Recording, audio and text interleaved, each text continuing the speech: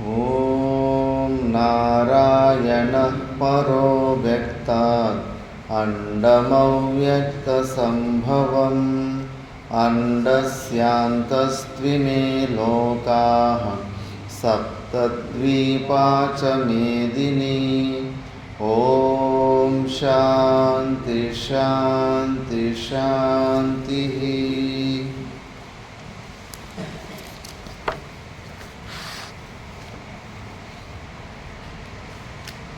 ॐ श्री परमात्मने नमः। अथ पंचमोऽध्यायः कर्मसन्न्यासयोगः। अर्जुन उवाच सन्न्यासं कर्मणां कृष्ण पुनर्योगं च संशसि यच्छ्रेययेतयोरेकं तन्मे ब्रूहि सुनिश्चितं।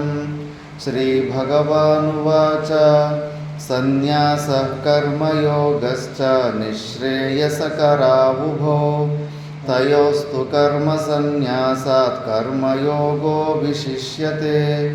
ज्ञेयः स नित्यसन्न्यासी यो नाद्वेष्टि न काङ्क्षति निर्द्वन्द्वो हि महाबाहो सुखं बन्धात् प्रमुच्यते। सांख्ययोगो पृथक् बालाः प्रवदन्ति न पण्डिताः स्थितः सम्यक् उभयोर्विन्दते फलं यत्साङ्ख्ये प्राप्यते स्थानं तद्योगैरपि गम्यते।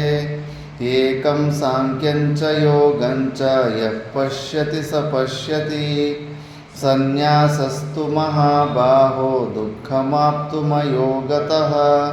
योगयुक्तो मुनिर्ब्रह्मा न चिरेणाधिगच्छति योगयुक्तो विशुद्धात्मा विजितात्मा जितेन्द्रियः। सर्वभूतात्मभूतात्मा कुर्वन्नपि न लिप्यते नैव किञ्चित् करोमीति युक्तो मन्येत तत्त्ववित्। पश्यन् शृण्वन् स्पृशन् जिघ्रन् नश्नन् गच्छन् स्वपन् पश्यन्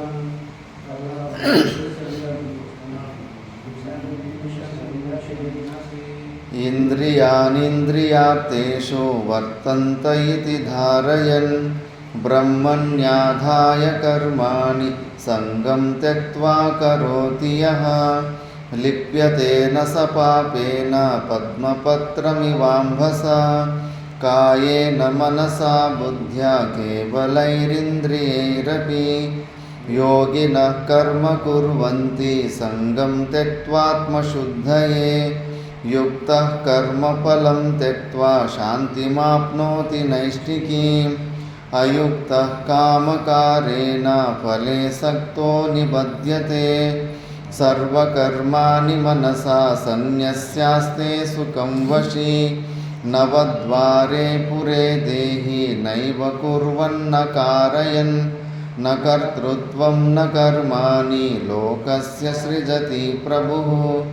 न कर्मफलसंयोगं स्वभावस्तु प्रवर्तते।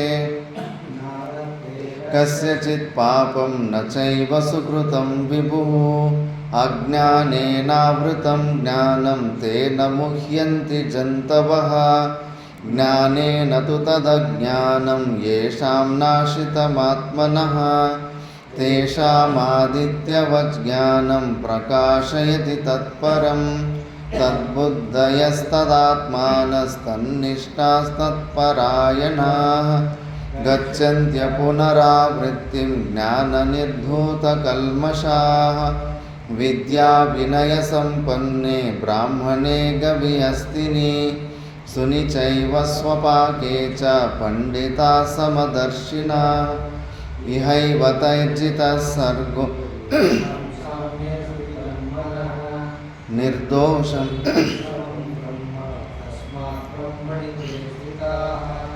न प्रहिष्येत् प्रियं प्राप्य नोद्विजेत् प्राप्य चाप्रियं। स्थिरबुद्धिरसम्मूढो ब्रह्मविद् ब्रह्मणि स्थितः। बाह्यस्पर्शेष्वसक्तात्मा विन्द्यत्यात्मनि यत्सुखं स ब्रह्मयोगयुक्तात्मा सुखमक्षयमश्नुते।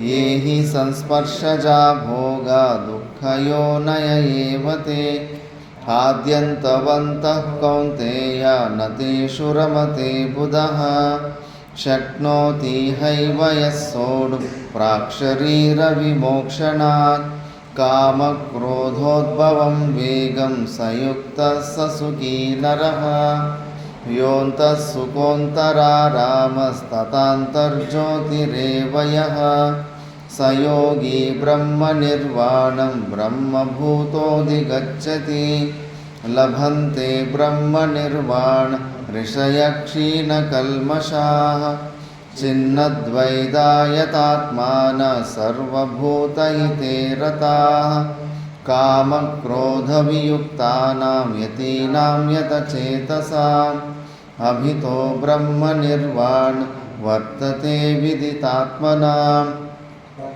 कृत्वा बहिर्बाह्या चक्षुश्चैवान्तरे भ्रुवोः प्राणापानौ समौ कृत्वा नासाभ्यान्तरचारिणौ यतेन्द्रियमनो बुद्धिर्मुनिर्मोक्षपरायणः विगतेच्छाभयक्रोधो यः सदा मुक्त एव सः भोक्तारं यज्ञतपसां सर्वलोकमहेश्वरं सुहृदं सर्वभूतानां ज्ञात्वा मां शान्तिमृच्छति। ॐ तत्सदिति श्रीमद्भगवद्गीतासु उपनिषत्सु ब्रह्मविद्यायां योगशास्त्रे श्रीकृष्णार्जुनसंवादे कर्मसन्न्यासयोगो नाम पंचमोऽध्यायः।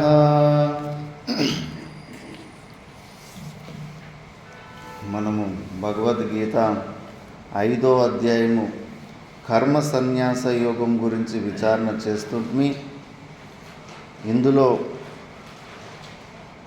సన్యాసానికన్నా నిష్కామ కర్మయోగము శ్రేష్టమని శ్రీకృష్ణ పరమాత్ముడు చెప్పినప్పుడు అనేక ప్రకారాలైన సంశయాలు వచ్చి, మరి సన్యాస మార్గం గొప్పదా, కర్మ మార్గం గొప్పదా అని సంశయాలు వచ్చినప్పుడు, నిజంగానే సాధన చతుష్టయ సంపత్తులు ఉండి సంపూర్ణ వైరాగ్యాన్ని పొందినవాడు, ఈ ప్రపంచము మిథ్యా అని పూర్ణ రూపంలో దర్శనం చేసుకున్నవాడు, ఈ శరీరంతోటి తాధ్యాత్మం తెంచుకున్నవాడు, అలాంటి జ్ఞానికి మాత్రము సర్వకర్మ సన్యాసము. అలాంటి సన్యాసి కన్నా కర్మయోగి గొప్పవాడే కాదు. మరి ఎవరికంటే గొప్పవాడంటే, ఇవన్నీ సాధన చతుష్టయ సంపత్తులు లేకుండానే, యోగ్యత లేకుండానే లింగ సన్యాసం తీసుకుని ఊరికి ఎర్రబట్టలు వేసుకుని చిన్నవాడు. అలాంటి సన్యాసం, అహమమ భావాలు వదలకుండానే సన్యాసం తీసుకున్న సన్యాసం కన్నా నిష్కామ కర్మయోగి చాలా గొప్పవాడని కృష్ణ పరమాత్ముడు చెప్పుకుంటూ వచ్చాడు. దాని తర్వాత నిష్కామ కర్మయోగి గురించి ఎక్కువ స్తుతి చేస్తుంటే అర్జునుడికి మళ్ళీ డౌట్ వచ్చింది. మరి ఇదే గొప్పదే అన్నప్పుడు మరి సర్వకర్మ సన్యాసికి కూడా ఇవన్నీ మిస్ అయిపోతాడు. ఈ నిష్కామ కర్మయోగి పొందేలాంటి స్థితిని పొందలేకపోతాడు. మరి ఈయన సెకండ్ ప్లేస్కి వస్తాడు, ఫస్ట్ నిష్కామ కర్మయోగికి వస్తాడు కదా అంటే లేదు. ఈ సర్వకర్మ సన్యాసము చేసుకున్న ఆయన ఎప్పటికీ టాప్లో ఉంటాడు. ఎందుకంటే ఆయనకు సంపూర్ణ మిథ్యాత్వ నిశ్చయం ఉంటుంది కాబట్టి మళ్ళీ ఆయన స్వర్గానికి కానీ నరకానికి కానీ ఎక్కడికి పోడు. ఇహైవ అతైర్జిత సర్గో ఏషాం సామ్య స్థిత మనః. వాడు ఇక్కడ ఈ శరీరం ఉండంగానే ఈ శరీరంతోటి తాదాత్మ సంబంధాలు తెంచుకొని జీవన్ముక్త స్థితిలో ఉంటాడు. ఇప్పుడే ముక్తుడైపోయింటాడు. ఇప్పుడే ఆ స్వర్గానికి నరకానికి ఇతర లోకానికి పునర్జన్మలకు ఏది బీజ రూపం ఉన్నో ఆ బీజాన్ని కాల్చేసుకో ఉంటాడు. కాబట్టి మళ్ళీ వాడు అధోగతికి మాత్రము పడడు. అది ఎలా అని ఇప్పుడు నెక్స్ట్ ఈ భాష్యంలో చెబుతున్నారు. ఎందుకంటే ఇంతకు ముందు శ్లోకంలో ఆ జీవన్ముక్త పురుషుడు అందరిలోనూ సమదర్శి అని చెప్పారు. అందులోనూ అతడు హస్తి, బాతి, ప్రియ అని ఈ 3 తత్వాలని గ్రహిస్తాడు. కాబట్టి అతడిలో ఏ భేద బుద్ధులు ఉండదు. ఏదైతే మనుస్మృతిలో చెప్పారో యోగ్యత లేని వాళ్ళు, మర్యాద లేని వాళ్ళు, వాళ్ళకు ఎక్కువ మర్యాద ఇచ్చిన నరకానికి పోవాల్సి ఉంటుంది అని శాస్త్రం ఉందో, అలాంటి నరకాలకి కూడా పోడు. ఎందుకంటే ఆ జీవన్ముక్త పురుషుడు వాళ్ళలో ఉన్న విశేషాలు చూడు. సామాన్యంగా ఉన్న హస్తిబాతి క్రియ పరమాత్మ తత్వాన్ని గ్రహిస్తాడు కాబట్టి ఆయనకు ఆ దోషం ఉండదని ఈ శ్లోకంలో చెప్పుకుంటూ వచ్చాము. దాన్నే భాష్యంలో కొద్దిగా వివరిస్తారు. భాష్యం చదువుదాం. ఇహ ఏవ జీవద్భిః ఏవ తైః సమదర్శిభిః పండితైః జితో వశీకృతః సర్గో జన్మ యేషాం సామ్యే సర్వభూతేషు బ్రహ్మణి సమభావే స్థితం నిశ్చలీభూతం మనః అంతఃకరణం నిర్దోషం యద్యపి దోషవత్సు స్వపాకాదిషు మూఢైః తద్దోషైః దోషవద్దివ విభావ్యతే తథాపి తద్దోషైః అస్పృష్టం ఇతి నిర్దోషం దోషవర్జితం హి యస్మాత్ న అపి స్వగుణభేదభిన్నం నిర్గుణత్వాత్ చైతన్యస్య వక్ష్యతి చ భగవాన్ ఇచ్ఛాదీనాం క్షేత్రధర్మత్వం అనాదిత్వాత్ నిర్గుణత్వాత్ ఇతి చ న అపి అంత్యావిశేష ఆత్మనో భేదకాః సంతి ప్రతిశరీరం తేషాం సత్వే ప్రమాణానుపపత్తేః అతః సమం బ్రహ్మం ఏకంచ తస్మాత్ బ్రహ్మణి ఏవ తే స్థితాః తస్మాత్ నా దోషగంధమాత్రమపి తాన్ స్పృశతి దేహాదిసంగాత ఆత్మదర్శనాభిమానాభావాత్ దేహాదిసంగాత ఆత్మదర్శనాభిమానవద్ విషయం తు తత్సూత్రం సమాసమాభ్యాం విషమసమే పూజాతః ఇతి పూజా విషయత్వ విశేషణత్వాత్ దృశ్యతే హి బ్రహ్మవిద్ షడంగవిద్ చతుర్వేదవిద్ ఇతి పూజాదానాదో గుణ విశేష సంబంధః కారణం బ్రహ్మతో సర్వగుణ దోష సంబంధ వర్జితం ఇతి అతో బ్రహ్మణి తే స్థితా ఇతి యుక్తం కర్మి విషయం చ సమాసమాభ్యాం ఇత్యాది ఇదం తు సర్వకర్మ సన్యాసి విషయం ప్రస్తుతం సర్వకర్మాణి మనసా ఇతి ఆరభ్య ఆ అధ్యాయ పరిసమాప్తేః. ನೀವು ಓದ್ತೀರಾ ವೇದಶಂಕರ್? ಓದಿ.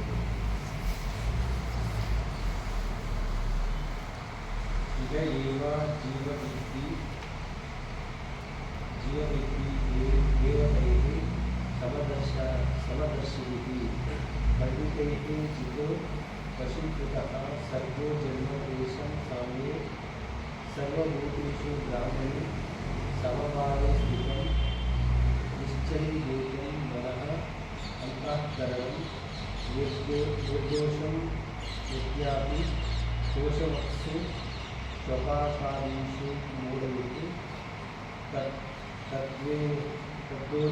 तद्दोषेषु दोषवत्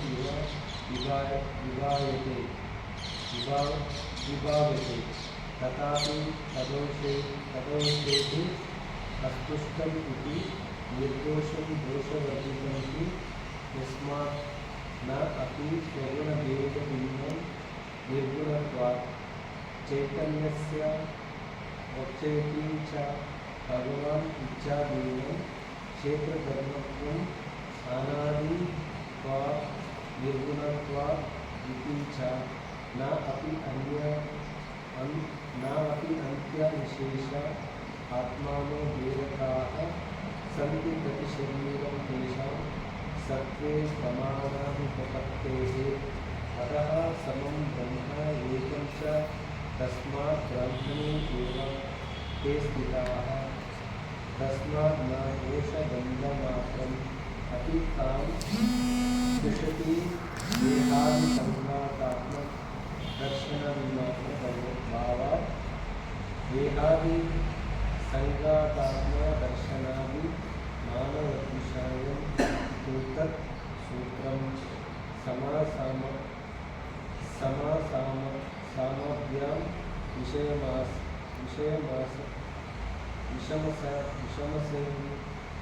विषमसमे पूजताः इति पूजाविषयत्वाविशेषाण दृश्यते हि ब्राह्मवित् षडङ्गवित् चतुर्विधवित् इति पूजादानादौ गुणविशेषसम्बन्धः कारणं ब्रह्मा तु सर्वगुणदोषसम्बन्धवर्जितम् इति अतो ब्रह्मणि ते स्थिता इति उक्तं कर्मे विषयं च समाभ्यम् इत्यादि इदं तु सर्वकर्मसन्न्यासिविषयं वस्तुतः सर्वकर्माणि मनसा इति आरभ्य अध्याय परिसमाप्तेः సమ్యక్. ఇప్పుడు శ్లోకంలో పూర్వపక్షి ఒక ఆపేక్షని ముందు చెప్పాడు. మరి మనుస్మృతికి విరుద్ధంగా అయిపోతుంది కదా. ఒక జీవన్ముక్త పురుషుణ్ణి ఒక కుక్కని తినేవాడిలో ఇద్దరిలో కూడా ఇద్దరిని సమంగా చూడడం అంటే కదా జీవన్ముక్త పురుషునికి అవమానం చేసినట్టే కదా. కాబట్టి ఈ దోషం మళ్ళా అతనికి మీరు చెప్తున్న జీవన్ముక్త పురుషునికి వచ్చేస్తుంది. అందరినీ ఒకేలాగా ఒకే తక్కువలో ఎట్లా తూకం మిషన్కి వస్తుంది. కాబట్టి ఆ దోషం వస్తుందంటే లేదు, వాళ్ళు ఈ శరీరంలో ఉండంగానే నువ్వు ఏది నరకానికి పోవాల్సి ఉంటుంది అని చెప్తున్నావో నరకానికి పోరు, స్వర్గానికి పోరు, మళ్ళా ఇంక పునర్జన్మకు కూడా పోకుండా వాళ్ళు ఆ బీజాలన్నీ సంపేర్చుకుంటారు, బీజాలనంతా కాల్చి పడేస్తారు. ఇంకోసారి శరీరం రావడానికి కారణాలు ఉండవు, జీవన్ముక్త స్థితిలో ఉంటారు. శరీరంలో ఉండంగానే అవన్నీ కట్ అయిపోయి ఉంటాయి అని. ఇహ ఏవ జీవద్భిః ఏవ తైః అంటే ఈ శరీరం ఉండంగానే సమదర్శిభిః పండితైః సమదర్శనము చేసే పండితులు జితో వశీకృతః సర్గో జన్మ ఏషాం సామ్యే అవన్నీ వాళ్ళ వశంలోకి తీసుకునేసి ఉంటారు. సర్వభూతేషు బ్రహ్మని సమభావే స్థితం నిశ్చలీభూతం మనః అంతఃకరణం వాళ్ళ అంతఃకరణంలో ఆ ఒక్కదాన్ని చూసే తత్వం ఉంటుంది, కానీ మిగతా విశేషాలు నామరూపాలు వాళ్ళ గుణాలను చూసే అలవాటు ఉండదు వాళ్ళకు. కాబట్టి నిర్దోషం, అది దోషం లేదు. నువ్వు ఏదైతే దోషం వస్తుంది, మర్యాద లేని వాళ్ళకి మర్యాద ఇస్తే తారతమ్యం ఉండాలి అని అంటున్నావు, ఆ దోషం వాళ్ళకు రాదు. యద్యపి దోషవత్సు స్వపాకాశదిసు మూఢై ఆ దోషాలు ఎవరికంటే మూర్ఖులకు కనిపిస్తూ ఉంటుంది. మూఢై తద్దోషై దోషవద్దివ విభావ్యతే తథాపి తద్దోషై అస్పృష్టం. ప్రతి ఒక్కరికి ఈ సమస్య ఉంటుంది. మనం ఏ జాతిలో ఏ కులంలో పుట్టి వచ్చింటామో ఆ కులం మీద అభిమానం ఉంటుంది. అన్ని కులాలు అన్ని జాతుల పైన కొద్దిగా అసూయ, కొద్దిగా చిన్న బుద్ధి, చిన్న చూపు వస్తుంది. శంకరాచార్యులు భగవానులకే కాశీలో అలాంటి మానిత్వం కొద్దిగా వచ్చేసింది. కాశీలో కాశీలో అటు వస్తూ ఉంటే కన్నా స్నానం చేసుకుని వస్తూ ఉంటే ఇంకా శివుడు పార్వతిని ఇంకా చాండాల రూపంలో వేసుకొని కుక్కల్ని వెంబడ పెట్టుకొని ఎదురుగా వచ్చారు. హే గచ్చ గచ్చ అని దూరం దూరం అన్నాడు. తర్వాత అప్పుడు దేన్ని పక్కకు పొమ్మంటున్నావు? ఈ పాంచభౌతికమైన ఈ శరీరాన్ని పాంచభౌతికమైన ఈ ప్రపంచం నుంచి అన్ని పాంచభౌతికమైన వస్తువులే కదా. ఈ అన్నమయ శరీరాన్ని నీ అన్నమయ శరీరం నుంచి పక్కకు పొమ్మంటున్నావా, లేదా నీలో ఉన్న చైతన్యం నుంచి నాలో ఉన్న చైతన్యాన్ని పక్కకు పొమ్మంటున్నావా అని అడిగే ప్రశ్నలోనే మళ్ళా ఏం ద్విజవరుడా, సూర్యకిరణాలు చరండీల్లో పడితే ఏమి, గంగా నదిలో పడితే ఏమి, సూర్యుడిలో ఏమన్నా మచ్చలు వచ్చేస్తాయా, భేదం వస్తుందా? చాండాల వాటిపయ కిం గంగాంబుని బింబితేంబరమనం. మళ్ళీ బంగారు కుండలోని ఖాళీ జాగా, మట్టి కుండలోని ఖాళీ జాగా, ఆ ఖాళీ జాగా ఏమన్నా విశేషాలు వచ్చేస్తాయా? పైన బంగారం ఉంది కదా అని చెప్పేసి ఖాళీ జాగా ఆకాశంలాగానే ఉంటుంది. కాబట్టి నువ్వు దేన్ని ద్విజవరా, ఈ విభేదం నీకెందుకు? కోయం విభేద భ్రమ స్వపచో ఇది ద్విజో ఇది స్వపచో ఇది అని. నేను ద్విజశ్రేష్ఠునని, నువ్వు చాండలని, ఈ భేదబుద్ధి ఎందుకు వస్తూ ఉంది అని. మరి ఈ భేదబుద్ధి అంత ఆటోమేటిక్ మోడ్లో మనము ఏదో ఒక గుణాల ద్వారా ఇంకో వ్యక్తిని మనకు వేరు చేసుకుంటూ ఉంటాం. వ్యావర్తకాలు విపరీతంగా ఉంటాయి. మనకు ఏదో ఒక గుణ విశిష్టంలోనే ఒక వ్యక్తి మీద మనకు కోపము వస్తుంది, అసహ్యం వస్తుంది, వేరుగా చూసుకుంటున్నామంటే కన్నా ఈ వ్యావర్తకాలే. నేను చాలా నీట్గా ఉంటాను, వాడు గలీజ్గా ఉంటాడు. ఇది కూడా ఒక గుణాన్ని చూస్తున్నావు కదా, లోపల సచ్చిదానంద స్వరూపం అందుకే ఆ వ్యక్తి మీద నీకు కోపం వస్తూ ఉంటుంది. నేను గొప్ప జాతీయుని, వాడు తక్కువ జాతీయుడు. నేను బుద్ధివంతుని, నేను బుద్ధివంతుని కాదు. నేను సన్యాసిని, వాళ్ళు సామాన్య వస్తారు. నేను సన్యాసిని, వాళ్ళు బ్రహ్మచారి. అన్ని విశేషాలు జీవించి భేదబుద్ధిని తెచ్చుకొని మన ఆనందాన్ని మనం పోగొట్టుకుంటూ ఉంటాం. కాకపోతే ఆ మహానుభావులు వాళ్ళు కేవలం సత్తు చిత్తు ఆనంద ఈ స్వరూపాన్ని బుద్ధి ద్వారా గ్రహించే అలవాటు కలిగిన వారు, బ్రహ్మాకార వృత్తి కలిగిన వారు. ఈ స్పెషాలిటీలు ఏమి గ్రహించరు వాళ్ళు బుద్ధి ద్వారా. మనము కూడా గ్రహించకూడదు. ఏదన్నా రాగద్వేషాలకు అవకాశం వచ్చేసింది, ఘర్షణ జరుగుతుంది అంటే కానీ మనం ఎక్కడో తేడా ఇచ్చేసాం. మనం స్పెషాలిటీలు గుణాలు చూసేసాం కాబట్టి అక్కడ తేడా వచ్చేసింది. అలా మూర్ఖులు అంటున్నారు. అలాంటి భేదాలు చూసేటోళ్ళు మూర్ఖులు అంటారు. నిర్దోషం దోర్జవర్జితం యస్మాత్ నా అపి స్వగుణ భేద భిన్నం నిర్గుణత్వాత్ చైతన్యస్య వక్షతి చ భగవాన్ ఇత్యాదినాం. నిర్గుణ స్వరూపము నుంచి చైతన్యం, అందరిలో ఉన్న చైతన్యం అది ఒకటే. ఇచ్చాదినాం, ఈ కోరికలు ఇవన్నీ ఏదైతే ఉన్నాయో అవన్నీ క్షేత్రధర్మత్వాత్ అని ముందు వచ్చే శ్లోకంలో 13వ అధ్యాయంలో చెప్తాడు. అనాదిత్వాత్ నిర్గుణత్వాత్ అని కారణాలు ఇచ్చేసి అవన్నీ ఈ శరీర సంఘాతానికి సంబంధించిన లక్షణాలు అవి. మనం ఏది ఒక వ్యక్తికి ఎక్కువ మర్యాద ఇస్తున్నాం, ఇంకో వ్యక్తికి మర్యాద ఇవ్వకుండా ఉన్నాము. మనం ఇంకా ఆ బయట ఉన్న గుణాలను చూస్తున్నాం, త్రిగుణాతీతమైన ఆ తత్వాన్ని చూడలేకపోతున్నాం. అందుకే మనం ఇచ్చే మర్యాదల్లో కూడా తేడాలు కనిపిస్తూ ఉంటాయి. కాబట్టి నాపి అంత్య విశేష ఆత్మనో భేదకాహ సంతి ప్రతి శరీరం తేషాం సత్వే ప్రమాణ అనుపపత్తే. ఆత్మ విషయంలో మాత్రం భేదకాలు ఉండవు, డిఫరెన్షియేటర్స్, వ్యావర్తకాలు, ఈ భేదబుద్ధిని సృష్టించేలాంటివి ఏ తత్వాలు ఉండవు. ఆత్మ అంటే చీముదైనా కానీ, ఏనుగుదైనా కానీ, కుక్కదైనా కానీ, కుక్కను తినేవాడదన్నా కానీ ఆత్మ అంటే ఆత్మే. ఆ జీవన్ముక్త పురుషులు దాన్ని మాత్రమే చూసే తత్వము కలిగిన వాళ్ళు. దేహాది సంఘాతాత్మ దర్శనాభి తస్మాత్ నా దోషగంధ మాత్రమపి తాను స్పృశ్యతి. అందుకే ఆ జీవన్ముక్త పురుషులకు దోషము స్మెల్ కూడా అంటుకోదు, ఏ ప్రకారమైన దోషం లేనే లేదు. ఎందుకంటే వాళ్ళు నిర్గుణ నిరాకార స్వరూపాన్ని చూస్తున్నారు, అందులో విశేషాలు ఉండవు. దేహాది సంఘాతాత్మ దర్శనాభిమానవద్ విషయం తు తత్ సూత్రం సమాసమాభ్యాం విషమ సమే పూజాత ఇది పూజా విషయత్వాత్ విశేషణాత్. ఈ స్మృతి ఏం చెబుతా ఉందంటే అజ్ఞాన దశలో ఉన్న వాళ్ళకి జీవభావము జగత్ సత్యంతో బుద్ధి ఉన్నవాళ్ళు ఆ జీవభావములు కొట్టుమిట్లాడుతున్న వాళ్ళకి కొద్దిగా వ్యవహారిక భేదాలు అవన్నీ కొన్ని నియమాల గురించి వాళ్ళకు చెప్పింది. ఇప్పుడు దృశ్యతే హి బ్రహ్మవిత్ షడంగవిత్ చతుర్వేదవిత్ ఇది పూజాదానాదో గుణ విశేష సంబంధ కారణం. ఇప్పుడు ఒక జీవన్ముక్త పురుషుని ఎందుకు మర్యాదిస్తామో వాడిలో శ్రోత్రియత్వం ఉంది. ఉపనిషత్ శాస్త్రాలను తెలుసుకొని మనకు పాఠం నేర్పేలాంటి సామర్థ్యం ఉంది అని. అది గుణమా అగుణమా? 3 గుణాల్లోకి వస్తుందా నల్లారెడ్డి, లేదా గుణాలకు అతీతమైన తత్వం అది?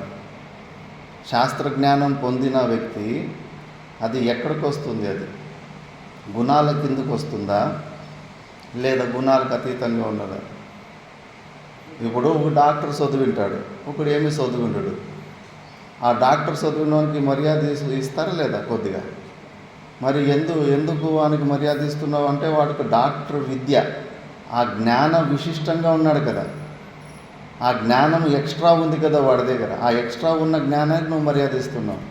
మరి అలాంటి జ్ఞానము ఒకనికి సైన్స్ జ్ఞానం, ఒకనికి మ్యాథ్స్ జ్ఞానము, ఒకనికి బేల్దారి పని జ్ఞానం, ఒకనికి కరెంటు ఎలక్ట్రికల్ జ్ఞానం, అలాగే వీడికి శాస్త్ర జ్ఞానం ఉంది. ఒక శ్రోత్రియ బ్రహ్మనిష్ఠునికి జీవన్ముక్త పురుషునికి వాటిలో ఎక్స్ట్రా ఏది ఉందంటే కన్నా ఆ పండితునికి చెప్పాడు కదా, ఎలాంటి బ్రాహ్మణుడు అంటే కన్నా విద్యా వినయ సంపన్నే బ్రాహ్మణే. అలాంటి బ్రాహ్మణుల్లో చాండాల్లో కూడా సమంగా చూసేదాన్ని. వ్యవహారంలో వాడు స్పెషల్, వాడికి కావాల్సిన మర్యాదలు నువ్వు చెప్పకపోయినా కూడా అవన్నీ ఇస్తూ ఉంటారు. కానీ జీవన్ముక్త పురుషుడు అవన్నీ ఆ గుణాలకు సంబంధించిన విషయాలు చూడడు కదా. అవన్నీ సత్వ రజ తమో గుణాలకి కిందనే వస్తాయి. వాడులో పొందిన ఎక్స్ట్రా కెపాసిటీ ఏముందో శాస్త్ర జ్ఞానం అది సత్వగుణ ప్రధానమైన జ్ఞానం అది. కాబట్టి దానికి వ్యవహారంలో మర్యాదలు ఇస్తుంటారు. కానీ అది కూడా నిర్గుణ నిరాకార స్వరూపంలో ఏ గుణాలకి త్రిగుణాతీత స్వరూపమైనవో, ఇది ఆత్మ గురించి పరోక్ష జ్ఞానం కలిగిన వ్యక్తి అతడిచ్చే జ్ఞానం అది పరోక్ష కోటిలోకి వస్తుంది. ఆత్మానుభూతి అన్నది సత్తు చిత్తు ఆనంద స్వరూపమైన ఈయన ఆత్మానుభూతిలో ఉన్న జీవన్ముక్త పురుషుడు. అందుకే ఆయన ఆ విశేషాలకు లెక్క చేయడు. ఈ శాస్త్రజ్ఞానము పొందిన వాడిలోనూ ఆ కుక్కను తినేవాడిలో కూడా ఒకే ఆత్మస్వరూపాన్ని చూసుకుంటూ ఉంటాడు. ఇది కూడా ఎక్స్ట్రా క్వాలిటీనే. బయట నుంచి ఆయనకు శ్రోత్రియనికి ఆ జ్ఞానం ఎక్కడి నుంచి వచ్చింది? పుస్తకాలు వాళ్ళ గురువుల దగ్గర విన్న తర్వాతనే కదా వచ్చింది. మరి పుస్తకాలు మిథ్యా కోటిలోనే ఉన్నాయి కదా, దృశ్య కోటిలోకే వస్తాయి. ఆయన పొందిన జ్ఞానం కూడా దృశ్య కోటిలోనే ఉంది, దృక్ స్వరూపమైన కాదు. ఈ అనుభవ జీవన్ముక్త పురుషుడు దృక్ స్వరూపంలో ఉన్నాడు. కాబట్టి అది కూడా అంత స్పెషాలిటీస్. కాబట్టి అది కూడా భేదకాహే. ఆయన మిగతా వాళ్ళకన్నా ఆయన ఎందుకు సపరేట్ వ్యక్తి అంటే కానీ ఆయనలో ఒక భేదకమైన ఒక తత్వం ఉంది. ఏంటంటే జ్ఞానం, శాస్త్రజ్ఞానం, విశిష్టత్వం. అవన్నీ భేదకాల ద్వారా ఆయన విశిష్టుడయ్యాడు. కానీ వ్యవహారిక సత్తాలో ఆ జీవన్ముక్త పురుషుడు మాత్రము ఆ క్వాలిటీస్, ఎక్స్ట్రా క్వాలిటీస్ చూసే దానికి పోడు. ఎందుకు మనకు ఇబ్బంది కలుగుతుంది? ఒకడు చెడు పనులు చేసేటోడు, ఒక అజ్ఞాని, ఒక మందబుద్ధి, వీళ్ళంతా మన చుట్టూ ఉన్న వాళ్ళని చూసి ఎందుకు విసుక్కుంటుంటాం? ఎందుకు చేస్తున్నామంటే మనం ఆ విశేష జ్ఞానాలు చూస్తూ ఉంటాం. జీవన్ముక్త పురుషుడు కేవలం ఆ సత్వచిత్త ఆనంద స్వరూపాన్ని చూస్తూ ఉంటాడు. కాబట్టి ఆయన అస్సలు దేనికి డిస్టర్బ్ కాడు. అది చూడకుండా నువ్వు ఎక్స్ట్రా లేదన్నా కొద్దిగా చూసినా గోయిందంటే గోయింది. ఇంకా రాగద్వేషాలు తక్కువ, ఇంకా అన్ని అనర్థాలకి మూలమైపోతూ ఉంటుంది. అతో బ్రహ్మనితే స్థితాః బ్రహ్మతో సర్వగుణదోష సంబంధవర్జితం. బ్రహ్మలో మాత్రము అన్ని గుణదోషాలు వర్జితంగా ఉంటాడు. అతో బ్రహ్మనితే స్థిత ఇది యుక్తం కర్మ విషయం చ సమాసమాభ్యాం ఇత్యాది. ఇదం తు సర్వకర్మ సన్యాసి విషయం ప్రస్తుతం. ఇక్కడ సర్వకర్మ సన్యాసి గురించి మనం ప్రకరణం స్టార్ట్ చేశాం. ఇది కర్మ సన్యాస యోగం. ఆయన గొప్పతనాల గురించి చెప్పడం ప్రారంభించాము. సర్వకర్మాని మనసా ఇక్కడి నుంచి స్టార్ట్ చేసి ఆరభ్య ఆ అధ్యాయ పరిసమాప్తే, ఈ అధ్యాయ అంతిమ సమయం వరకు ఇంకా సర్వకర్మ సన్యాసం చేసిన ఆయన గురించిన మనము ఆయన గురించి విచారణ చేసుకుంటూ పోతున్నాం కాబట్టి ప్రకరణం ఆయనదే. అలాంటి మహానుభావునికి ఆ దోషాలు రావు అని ఇక్కడ స్పష్టం చేశారు. ఇంకా ఆయన అలాంటి జీవన్ముక్త పురుషుడు ఎలా ఉంటాడని ఇంక కొన్ని శ్లోకాలు చెప్పుకుంటూ పోతున్నారు. న ప్రహృష్యేత్ ప్రియం ప్రాప్య 20వ శ్లోకం. న ప్రహృష్యేత్ ప్రియం ప్రాప్య నోద్విజేత్ ప్రాప్య చాప్రియం స్థిరబుద్ధిరసమ్మూఢో బ్రహ్మవిద్ బ్రహ్మణి స్థితః. న ప్రహృష్యేత్ ప్రియం ప్రాప్య నోద్విజేత్ ప్రాప్య చాప్రియం స్థిరబుద్ధిరసమ్మూఢో బ్రహ్మవిద్ బ్రహ్మణి స్థితః.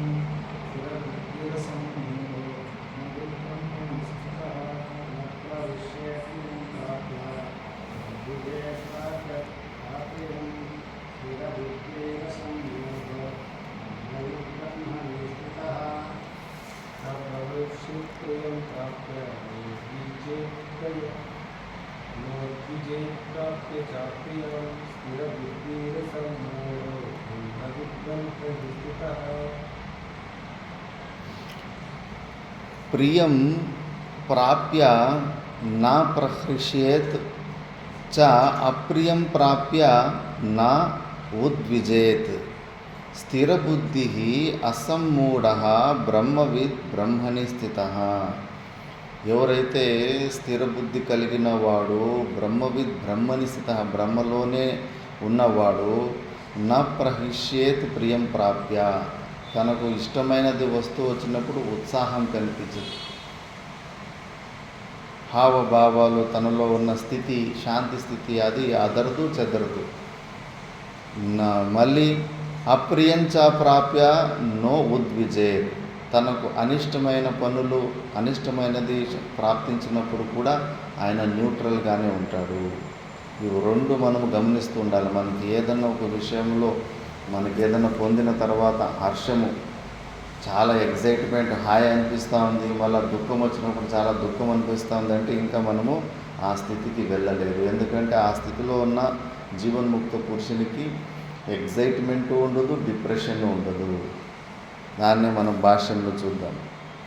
నా ప్రహృష్యేత్ నా ప్రహర్షం కుర్యాత్ ప్రియం ఇష్టం ప్రాప్య లబ్ధ్వా నా ఉద్విజేత్ ప్రాప్య ఏవచ అప్రియం అనిష్టం లబ్ధ్వా.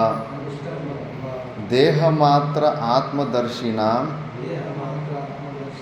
హి ప్రియాప్రియ ప్రాప్తి హర్ష విషాదస్థానే నా కేవలాత్మదర్శినః తస్య ప్రియాప్రియ ప్రాప్తి అసంభవాత్. కించ సర్వభూతేషు ఏకః సమో నిర్దోష ఆత్మ ఇతి స్థిర నిర్విచికిత్స బుద్ధి యస్య సా స్థిరబుద్ధి అసమ్మూఢః సమ్మోహవర్జితః చ స్యాద్. యతోక్తో బ్రహ్మవిద్ బ్రహ్మణి స్థితః అకర్మకృత్ సర్వకర్మ సన్యాసి ఇత్యర్థః. చనాలి.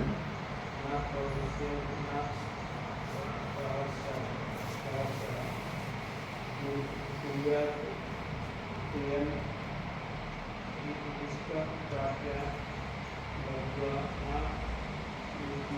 विद्ये प्राप्य एव अप्रियं अनिष्टं लब्ध्वा देहमात्रात्मदर्शनं क्रिया प्राप्ति अस्य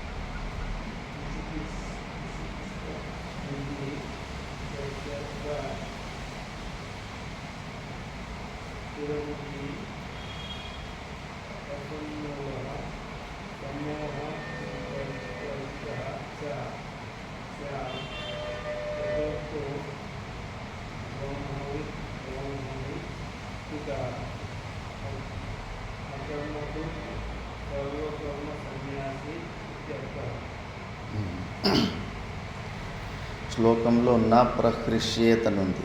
ప్రహృష్యేత్ అంటే నా ప్రహర్షం కుర్యాత్ అంటే ఎగ్జైట్మెంట్, ఉత్సాహపడుడు అని. ఎప్పుడు ప్రియం అంటే ఏంటంటే ఇష్టం, మనం అనుకున్నది ఏదో ఒకటి కావాలా జరగాలని అనుకుంటుంటాం. అలాంటిది దొరికినప్పుడు కొంతమంది తట్టుకోలేకపోతారు. లాటరీ టికెట్ తగిన వాళ్ళు ప్రాణమే కోల్పోతూ ఉంటారు. ప్రాప్య లబ్ధ్వా నా ఉద్విజేత్ ప్రాప్య ఏవంచ అప్రియం. కొంతమందికి అనిష్టం, వాళ్ళు జరగరాంది అనుకోకున్నది, ఇక్కడ వాళ్ళు అది చాలా ఇది జరగకూడదు అనుకుంటారు, అలా జరిగిపోతాయి. న్యూస్ అంతే, కొడుకుకి ఏమో హెచ్చు తక్కువ అయింది చచ్చిపోయినాడు అని కేవలం న్యూస్ వింటేనే వీళ్ళు కూడా ప్రాణం వదిలిపెట్టేస్తారు. విపరీతంగా ఘోరంగా ఎమోషనల్ లెవెల్కి వెళ్ళిపోతారు. అనిష్టం లబ్ధ్వా. అందుకే ఈ ఎమోషన్స్లో ఉండకూడదు. వేదాంతము ఎమోషన్స్కి సపోర్ట్ చేయదు. ఎమోషన్లో ఉన్నంతసేపు అజ్ఞానంలోకి లాక్కొచ్చేస్తున్నారు. మళ్ళీ ఒక చిన్న కథ, ఎట్లాంటి ఎమోషన్లో ఉంటే కానీ భగవంతుడు వరాలు ఇస్తే కూడా మనం సద్వినియోగం చేసుకోము. తెలివినే ఎప్పుడు వాడుతూ ఉండాలి అని. భార్యాభర్తలు ఇద్దరు విపరీతంగా కొట్టుకుంటుంటారంటే, ఏదో కష్టాలు వచ్చింటాయి, అప్పులు అయిపోయి ఉంటాయి, అది ఇది అయిపోయి ఉంటాయి అని చెప్పేసి ఇంకా వాళ్ళు కొట్టుకుంటూ బాగా ద్వేషం పెరిగిపోయింది. చిన్నపిల్లలు సైడ్లో నిలుచుకొని వాళ్ళు కూడా ఏడుస్తూ చూస్తూ ఉంటారంట. పైన లక్ష్మీదేవి చూడు పాపము వాళ్ళు ఎంత కష్టాల్లో ఉంటున్నారు, పోయి వాళ్ళకి కొద్దిగా వరం ఇచ్చి ఉద్ధరించి ఉంటుంది. నీకు తెలియదు లక్ష్మి, విష్ణు భగవాన్ అంటాడు. వాళ్ళకి తెలివితేటలు లేకపోతే కానీ వరాలు ఇస్తే కూడా వాళ్ళు సద్వినియోగం చేసుకోలేరు. ఎందుకంటే వాళ్ళు ఎమోషన్లు ఇరుక్కుపోయి ఉంటారు. ఎమోషన్లు ఇరుక్కుపోయిన వాడు ఎప్పుడూ డిసిషన్లు కరెక్ట్గా తీసుకోడు. ఆ ఎమోషన్స్కి ఎప్పుడే కానీ అవకాశం ఇవ్వకూడదు. ఎమోషన్లో ఉన్న వాళ్ళకి సూపర్ సెన్సిటివిటీ, భయంకరమైన క్రోధం వచ్చిన తర్వాత అసలు మనుషులు ఉన్నారా లేదని తెలియదు. వాళ్ళేమనుకుంటారు వీళ్ళేమనుకుంటారు అన్న విషయం అన్నీ స్మృతి మొత్తం అంతా మర్చిపోతూ ఉంటారు. ఆ ఎమోషనల్కి మాత్రము పోకూడదు, అవకాశం ఇవ్వకూడదు. కిందకి భగవంతుడు వచ్చి ఇంకా లక్ష్మీదేవి విపరీతంగా రికమెండ్ చేసినందుకు వచ్చి నీకు ఫస్ట్ అతను అడిగాంట, నీకు ఏం వరం కావాలా కోరు అని మొగుడు. వాడు అప్పటికే భార్య ఇచ్చిన టార్చర్ తోటి విసుగు వచ్చేసి విపరీతంగా కోపం వచ్చేసింది. వాడికి ఇప్పుడు మోక్షం అడగచ్చు, స్వర్గం అడగచ్చు, సంపూర్ణ ఐశ్వర్యం అడగచ్చు, ఇన్ని ఆప్షన్లు ఉన్నాయి. కానీ వాడికి పగ, భార్య మీద ఉన్న కోపంతో భార్య మీద రివెంజ్ తీసుకోగలడు. నా భార్యని పంది చేసి అంటాడు. ఎందుకంటే ఎమోషన్లో ఉన్నాడు, బుద్ధి వివేకం పని చేయలేదు. ఎంత వరం అడుకోవచ్చు, ఇలాంటి భార్యలు 1000 భార్యలు తెచ్చుకోవచ్చుగా ఉండేవాడు. అంత పెద్ద ఆస్తిని రాజ్యాన్ని అడగచ్చుగా ఉండే లేదు. వాడు ఎమోషన్లో ఇరుక్కుపోయినాడు, రివెంజ్ యాటిట్యూడ్లో ఉన్నాడు. మళ్ళీ పంది రూపంలో ఉన్న భార్య దగ్గరికి పోయి అడిగినాడు, నీకేం వరం కావాలి అడగమ్మా అని చెప్పేసి మా ఆయనను కూడా పందిని చేసేయండి, వీడు మళ్ళీ పంది అయిపోతాడంట. ఇంకా వీళ్ళిద్దరు పంది అయిపోతే కానీ ఇంకా పిల్లలు కూడా ఒక వరం ఇవ్వాలని లక్ష్మీదేవి చెప్పి ఉంటుంది. సరే అని పిల్లలు ఇంక అమ్మ నాన్న ఇద్దరు అట్లా పందులు అయిపోయేసరికి పిల్లలు అని ఏడుస్తుంటారు. పిల్లల దగ్గర వచ్చి భగవంతుడు మీకేం వరం కావాలంటే మా అమ్మ నాన్న ముందు ఎట్లుంటారో అట్లే మా వాపస్ తీసుకొచ్చేసి ఇది అని అడిగారు. మళ్ళీ వాళ్ళు అదే స్థితికి వచ్చి మళ్ళీ వాళ్ళు గొడవ పెట్టుకోవడం స్టార్ట్ చేశారు. మళ్ళీ విష్ణు భగవానుడు వచ్చి చూస్తూ 3 వరాలు ఇస్తే ఏమీ ప్రయోజనం కాలేదు, దానికి పాత్రత లేదు. భగవంతుడు ఏది కావాలని ఇవ్వడానికి రెడీగా ఉన్నాడు, కానీ దానికి యోగ్యత మనలో లేదు. ఎమోషన్ లెవెల్లో ఉంటే కానీ అసలు మనిషి ఆలోచించుడు, వివేకానికి తావు ఉండదు, అన్ని తప్పుడు నిర్ణయాలు తీసుకుంటాడు. మళ్ళీ ఇంకో వాళ్ళకి వివేకం ఉన్న వాళ్ళకి విష్ణు భగవాన్ చూడు వీళ్ళకి వివేకం ఉన్న వాళ్ళు వీళ్ళు కష్టాల్లో ఉన్నారు, కానీ వీళ్ళకి చూడు వరం. ఇక్కడంటే ఒక భర్త భార్య వాళ్ళ అమ్మ నాన్న 4 ఉంటారు. అమ్మ నాన్న ఇద్దరు గుడ్డోళ్ళు, వీళ్ళకి పెళ్ళి ఉంటుంది, అప్పులు ఎక్కువ ఉంటాయి, డబ్బులు దరిద్రము ఉంటుంది, భార్యకు పిల్లలు కూడా ఉండరు. అందుకే భగవంతుడు చూడు నేను వీళ్ళకి 3 ఇచ్చాను కదా, వీళ్ళు ఒక్క వరాన్ని కూడా సరిగ్గా ఉపయోగించుకోలేదు. వీళ్ళకి వివేకం ఉంది చూడు, నేను ఒకే వరం ఇస్తాను చూడు వీళ్ళు ఎట్లా ఉద్ధారం అవుతారు.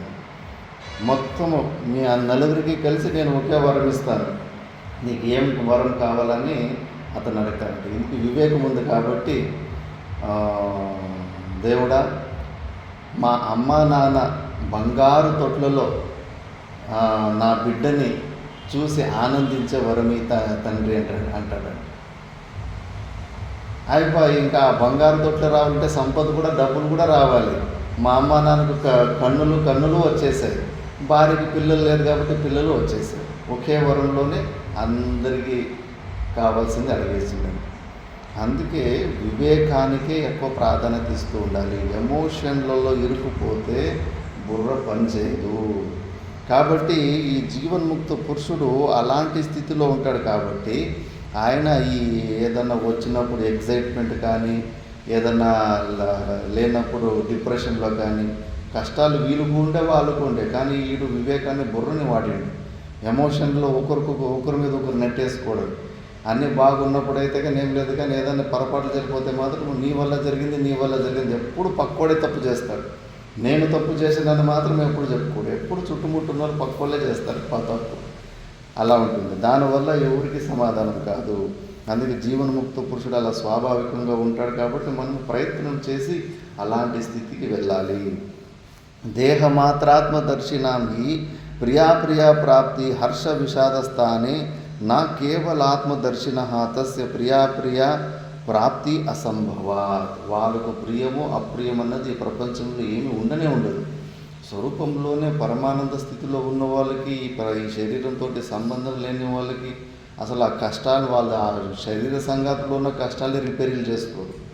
రామకృష్ణ పరమహంసలు అడిగారు, మీ శరీరంలో ఉన్న ఈ రోగం కొద్దిగా నయం అయిపోవాలని కాళికాదేవిని కోరుకోరు, మిగతా వాళ్ళ రోగాలన్నీ నయం చేస్తూ ఉంటాడు. ఆయన అంటే అప్పుడు చెప్తాడు, నా స్వార్థానికి కోరుకుంటే కాళికాదేవి పనిచేయదు అని చెప్పేసి వాళ్ళు నోరు పంపిస్తారు. అంటే ఆయనకి ఇష్టమే లేదు ఈ శరీరాన్ని దీన్ని చక్కగా చేసుకోవాలని. ఇది ఒక ఎక్స్ట్రా లగేజ్ లాగానే చూస్తూ ఉంటారు.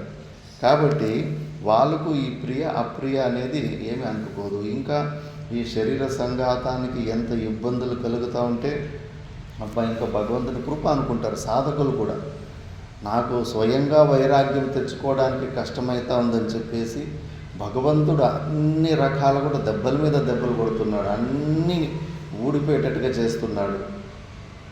ప్రతి క్షణము ఎంత ఎక్కువ కష్టాలు ఉంటే మనకు ఈ శరీరం మీద అంత విరక్తి పుడుతుంది, అంత తొందరగా ఈ శరీరాన్ని వదులుకోవాలనిపిస్తుంది. అందుకే అనుకూల పరిస్థితులు మనకి ఇంకా విఘ్నాలు అవి.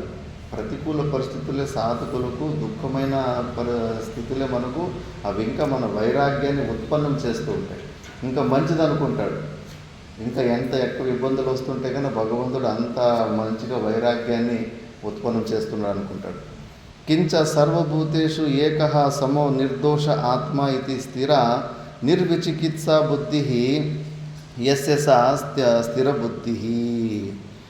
ఆయన బుద్ధి ఎలా ఉంటుందంటే సంశయరహితమైన బుద్ధి, నిర్విచికిత్సా బుద్ధి, ఏ సంశయాలు ఉండవు, దోషాలు ఉండవు, అలాంటి బుద్ధి ఉంటుంది. కాబట్టి ఆయనకు స్థిర బుద్ధి.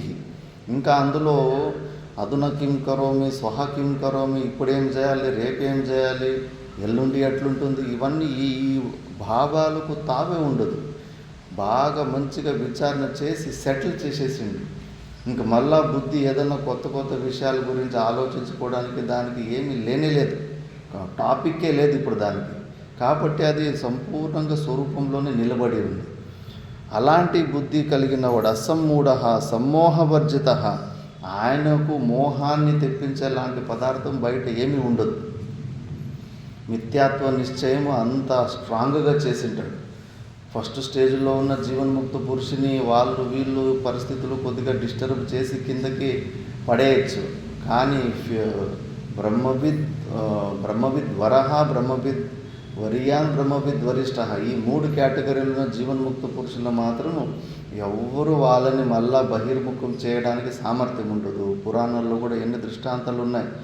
నువ్వు ఎన్ని డ్యాన్సులు చేసినా, నృత్యాలు చేసినా, గాలి ఎండ తోటి అంటే పంచభూతాల ద్వారా ఎలాంటి హింసలు జరిగినా కూడా అదరరు, చెదరరు, బెదరరు, అలాంటి స్థితిలో ఉంటారు. కాబట్టి వాళ్ళకు మోహాన్ని తెప్పించేలాంటి పదార్థము ఈ ప్రపంచంలో ఉండదు. అందుకే వాళ్ళు సమ్మోహవర్జిత చ స్యాత్ యథోక్త బ్రహ్మవిద్ బ్రహ్మణి స్థిత అకర్మకృత్, కర్మలు సంపూర్ణంగా వదిలిపెట్టేసి ఉంటాడు. ఇంకా ప్రయోజనం లేదు. కాబట్టి ఈ ప్రపంచంలో, ఈ దృశ్యకోటిలో ఏ భోగాన్ని అనుభవించాలని అనుకోవడం లేదు. కాబట్టి ఆయనకు కర్మలలో కూడా ఆసక్తి ఉండదు. అకర్మకృత్ సర్వకర్మ సన్యాసి ఇత్యర్థ.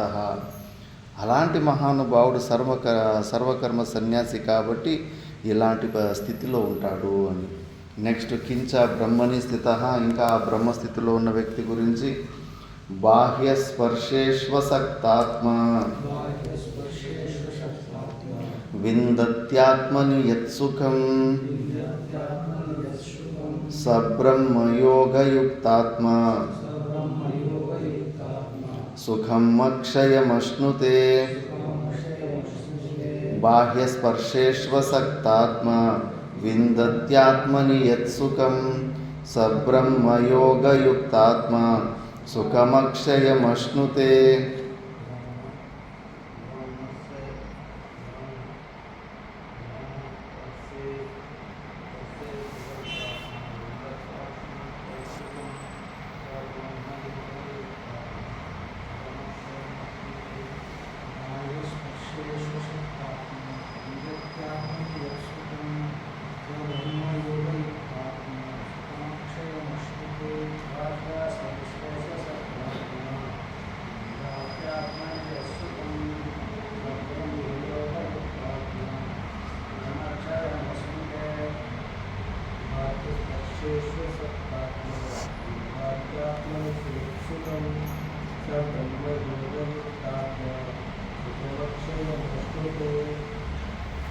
బాహ్యస్పర్శేషు, బాహ్యం అంటే తన స్వరూపం కన్నా భిన్నంగానే ఇంద్రియాల విషయాలు, వాటిని బాహ్యస్పర్శాలు అంటారు.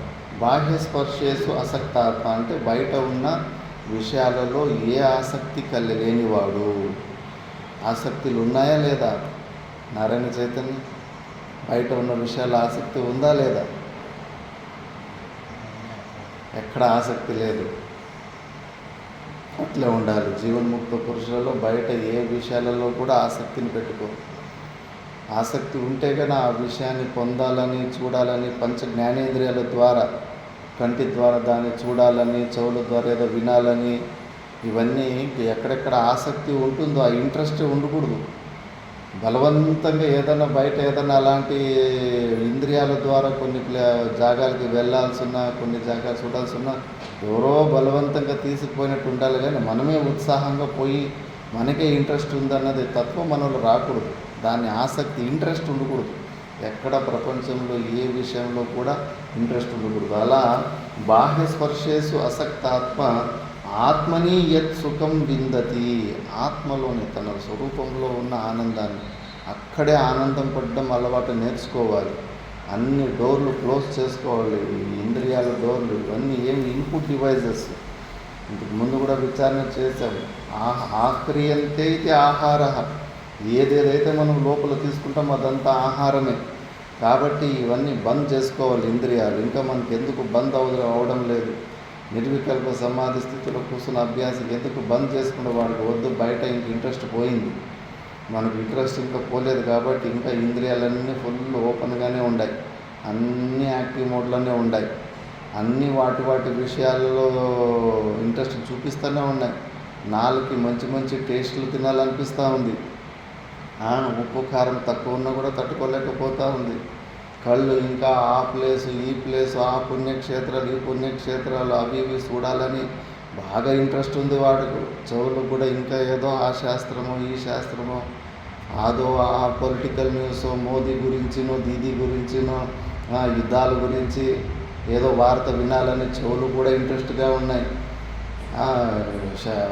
త్వగింద్రియం కూడా అంతే. విపరీతమైన ఎండలు ఉంటే ఫ్యాన్ కావాలా, ఏసీ కావాలని అది కోరుకుంటా ఉంది. విపరీతమైన చలి ఉంటే మంచిగా పరుపు రొగ్గు కావాలని ఆ త్వగీంద్రియం కూడా అంతే. అన్ని ఇంద్రియాల విషయాలలో కూడా ఇంకా ఇంట్రెస్టే ఉంది, కానీ ఉదాసీనత్వము విరక్తత్వము ఇంకా వస్తలేదు. అది ప్రతి ఒక్క ఇంద్రియ విషయంలో కూడా మనకు ఆ ఇంట్రెస్ట్ పోవాల. ఆనందకు తాను ఎదురిచ్చ లాభ సంతుష్ట. ఏదన్నా ప్రయత్నం కాకుండానే ఏదన్నా వచ్చి పడుతుందంటే కనుక దాని గురించి తల చెడుకోవాల్సిన అవసరం లేదు. ప్రయత్నపూర్వకంగా ఈ ఇంద్రియ విషయాలు ఇంకా పొందాలని ఇంట్రెస్ట్ ఆసక్తి ఉంటే మాత్రము ఆ స్వరూప జ్ఞానం కాదు, లోపల ఉన్న అసలైన ఆనందాన్ని మిస్ అయిపోతాము. ఆ జీవన్ముక్త పురుషుడు అసలైన ఆనందం, లోపల ఉన్న ఆనందాన్ని టేస్ట్ చూసిటాడు కాబట్టి అందులోనే అతనికి ఇంట్రెస్ట్ ఉంటుంది. బయట విషయాల్లో అసలు ఇంట్రెస్టే ఉండదు. అలాంటి వాడు తత్ విందతి సహా బ్రహ్మయోగయుక్తాత్మ అక్షయ సుఖం అశ్నుతే. అలాంటి జీవన్ముక్త పురుషుడు అక్షయ సుఖం, తరగని సుఖం. అది బయట నువ్వు విషయాల నుంచి వచ్చి తరిగిపోతుంది. నువ్వు ఎంత పెద్ద సుఖమైనా కొన్ని రోజుల తర్వాత టైం తర్వాత ఖతమైపోతుంది. మళ్ళా అక్కడ మళ్ళా దుఃఖం వస్తూ ఉంటుంది. కానీ ఈ జీవన్ముక్త పురుషుడు తరగని అక్షయ సుఖాన్ని పొందుతాడు. దీన్నే భాష్యంలో చూద్దాం. బాహ్యస్పర్శేషు బాహ్యాః చ స్పర్శాః చ తే బాహ్యస్పర్శాః స్పృశ్యంతే ఇతి స్పర్శాః శబ్దాదయో విషయాః తేషు బాహ్యస్పర్శేషు అసక్త ఆత్మ అంతఃకరణం యస్య సహ అయం అసక్తాత్మ విషయేషు ప్రీతివర్జితః సన్ విందతి లభతే ఆత్మని యత్ సుఖం తద్విందతి ఇతి ఏతత్. సా బ్రహ్మయోగయుక్తాత్మ బ్రహ్మణి యోగః సమాధిః బ్రహ్మయోగః. తేన బ్రహ్మయోగేన యుక్తః సమాహితః తస్మిన్ వ్యాపృతః ఆత్మ అంతఃకరణం యస్య స బ్రహ్మయోగయుక్తాత్మ సుఖం అక్షయం అశ్నుతే ప్రాప్నోతి. తస్మాత్ బ్రహ్మ విషయ ప్రీతేః క్షణికాయ ఇంద్రియాణి నివర్తయేత్ ఆత్మని అక్షయ సుఖార్థి ఇత్యర్థః. నీవు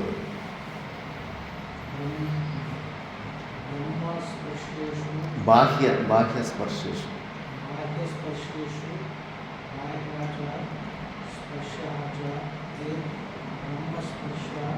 బాహ్యస్పర్శాః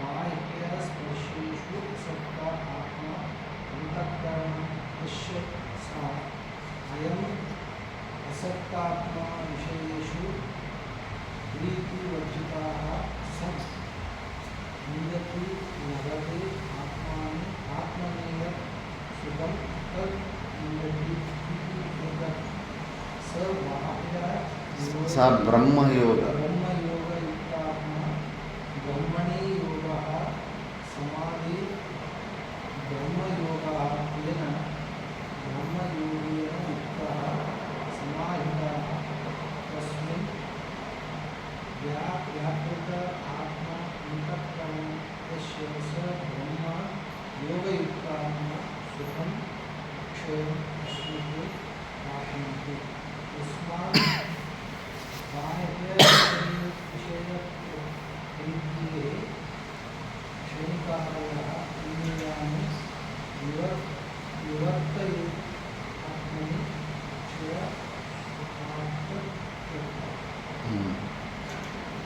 శ్లోకంలో బాహ్యస్పర్శేషు అని ఉంది. దాని అర్థము బాహ్యాచ స్పర్శాః చ తే బాహ్యస్పర్శాః స్పృశ్యంతే ఇది స్పర్శాః శబ్దాదయః విషయాః అంటే బయట ఉన్న విషయాలు. బాహ్యస్పర్శాలు అంటే బయట ఉన్న విషయాలలో. అసక్త ఆత్మ అంటే అంతఃకరణం యస్య స అయం అసక్త ఆత్మ, వాటి మీద ఆసక్తి లేని తత్వం కలిగి ఉండాలి. దీన్ని ప్రాక్టికల్గా చెక్ చేసుకుంటూ ఉండాలి. ఇంకా ఏమి కళ్ళు ఏం కోరుకుంటున్నాయి, ఏమన్నా కోరుకుంటున్నాయా, ఇంకా రూమ్ నుంచి బయటకు పోవాలని కోరుకుంటున్నాయా, తిరగాలని కోరుకుంటున్నాయా, అక్కడికి ఇక్కడికి పోవాలని కోరుకుంటున్నాయి. ఏ ఇంద్రియము ఏ విషయం పైన ఆసక్తి ఉందా లేదా అని కూర్చొని చెక్ చేసుకోవాలి. సాక్రటీస్ లాంటి జీవన్ముక్త పురుషులు విండో షాపింగ్ చేసేవాళ్ళు. అంటే ఊరికి మార్కెట్లో తిరిగేవాళ్ళు. తిరిగి ఏదో ఒక వస్తువులు చూస్తుంటే కన్నా దాన్ని కొనాలా దీన్ని కొనాలా ఇంకేమైనా కోరికలు పుడతాయి లేదా, అంత తిరిగిన తర్వాత కూడా ఏది ఎక్కడ మనసు పుట్టకుండా పోతే పర్వాలేదు సాధన కరెక్ట్గా జరుగుతూ ఉందని ఇట్లా క్రాస్ చెక్ చేసుకోవాలి. జీవన్ముక్త పురుషునికేమో స్వాభావికంగా ఉంటుంది. మనం ప్రయత్నం చేసి అన్ని చోట్ల ఆసక్తిని చంపుకోవాలి. అప్పుడు కానీ లోపల ఉన్న ఆనందం మనకి వ్యక్తం కాదు. బయట అన్ని కట్ చేసుకుంటేనే లోపలికి వెళ్తాం.